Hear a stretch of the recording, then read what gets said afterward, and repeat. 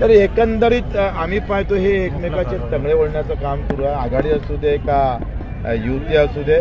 आणि मग आमची महाशक्ती पक्की आहे, कोणी मिठाचा खळा टाकणार नाही आणि आज सामान्य माणसाला न्याय देण्याचं काम आम्ही करणार आहोत.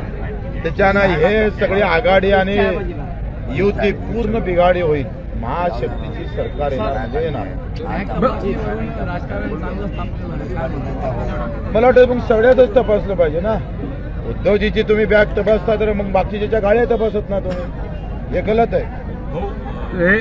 म्हणजे निवडणूक आयोग हे करत आहे का, पार्शलिटी करत आहे का? पार्टीचं झालं आहे, निवडणूक आयोगच पार्टीचं झालं आहे. देशातली लोकशाही संपली. संविधानाला आम्ही पाहतोय हात लावून लावून तुडवण्याचा जो प्रयत्न होत आहे हे चुकीचं आहे. निवडणूक ही निपक्ष निस्वार्थपणे झाली पाहिजे. उद्या जर ह्या निवडणुकीवर अशा प्रकारचे हस्तक्षेप वाढले तर लोकांचा विश्वास होईल आणि मग जे बटन दाबणारे लोक उद्या हातात गोटे घेईल. तिकडून ना नायक व्हायचं का महाराष्ट्राचा? 15 आमदार तुम्ही तुम्हाला नायक म्हणजे अनिल कपूर सारखा नाही, त्याचा आहे पण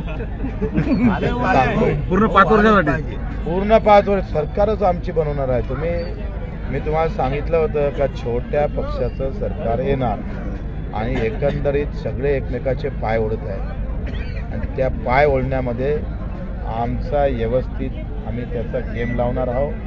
आणि मी सांगतो चित्र अतिशय चांगलं आहे.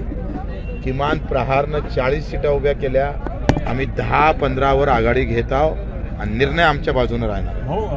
बटेंगे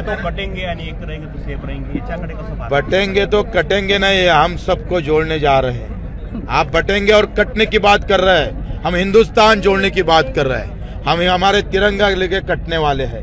तुम धर्म को लेकर कटने की बात और फिर लोगों को गुमराह करने की बात कर रहे होंगे तो उसका हम निषेध करते हैं.